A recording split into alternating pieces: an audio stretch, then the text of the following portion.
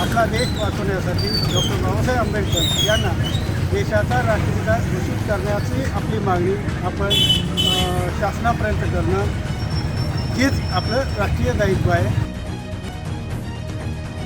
देशाच्या संविधानाचे संरक्षक या नात्यानं देशाला न्याय मिळवून देण्यासाठी डॉक्टर बाबासाहेब आंबेडकर यांना देशाचा राष्ट्रपिता घोषित करण्यासाठी लिखित स्वरूपाची मागणी देशाच्या माननीय सर्वोच्च न्यायालयाने महामहिम राष्ट्रपती कार्यालयाकडे करावी. विविध माध्यमांना बोलून ते आपला आवाज माननीय मुख्यमंत्र्यांपर्यंत शासनापर्यंत पोहोचवतील. यातून अडथळे निर्माण करणाऱ्या माननीय सन्माननीय सदस्यांना कानठळ्या बसतील आणि सदर प्रक्रिया अत्यंत गतिमान बनेल.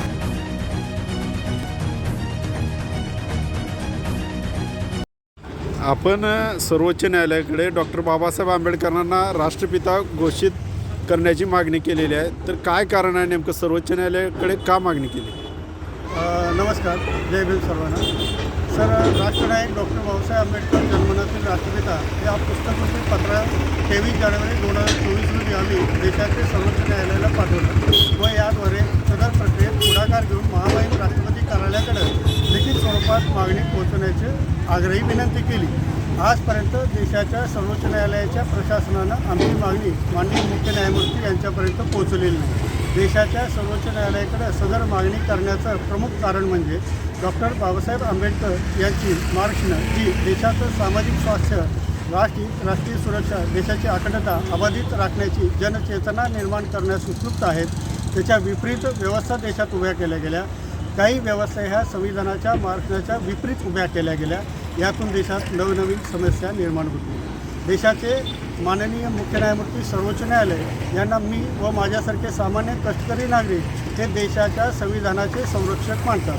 देशाच्या संविधानाचे संरक्षक या नात्यानं देशाला न्याय मिळवून देण्यासाठी डॉक्टर बाबासाहेब आंबेडकर यांना देशाचा राष्ट्रपिता घोषित करण्यासाठी लिखित स्वरूपाची मागणी देशाच्या माननीय सर्वोच्च न्यायालयाने महामहिम राष्ट्रपती कार्यालयाकडे करावी अशी आग्रही मागणी यात केली. आपण केंद्र सरकारकडे सुद्धा मागणी करू शकला असता, तर का सरकारकडे का मागणी केली?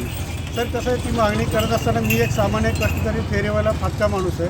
माझ्या मागं काय पक्ष किंवा संघटना हा विषय नसल्यामुळं मी देशाच्या संवैधानिक प्रवासामध्ये सर्वात विश्वासार्ह संस्था म्हणजे न्यायव्यवस्था ह्या अर्थानं त्यांच्याकडे मागणी केली. यानंतरच्या काळात आपण म्हणल्याप्रमाणे अनेक पक्ष व संघटनांच्या भेटी घेतल्या.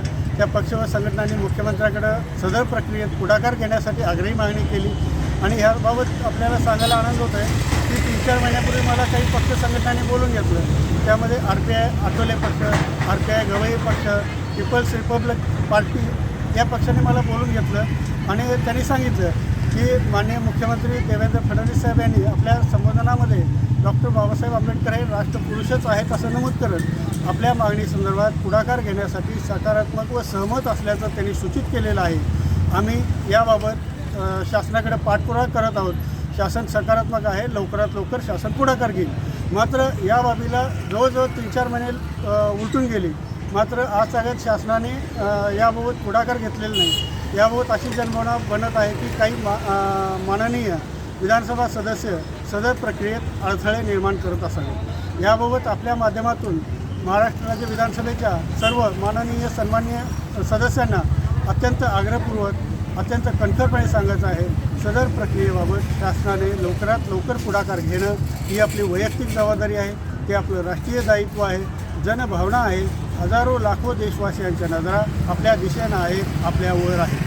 याचबरोबर आपल्याला सांगायचं आहे की सदर प्रक्रिया ही जवळजवळ 70% पूर्ण झाल्याचं समजतं आहे. मात्र ह्या पुढं या विषयासंदर्भात पाठपुरावा करणं व समन्वय करणं ही बाब माझ्या क्षमतेच्या व आवाक्याच्या बाहेर आहे. यामुळं मी राज्यातील प्रभावशाली लोक, संस्था, संघटना आणि राज्यातील सर्व जिल्हा व तालुकास्तरीय डॉक्टर आंबेडकर जयंती उत्सव समित्या यांना मी अत्यंत आग्रही पद्धतीनं आवाहन करतो आहे की आपण सर्वांनी मिळून एक पाऊल टाकूया देशाला न्याय मिळवून देण्यासाठी. यामध्ये आपण सर्वांनी मिळून एक आवाजामध्ये मुख्यमंत्री महाराष्ट्र यांच्याकडं मागणी करूया.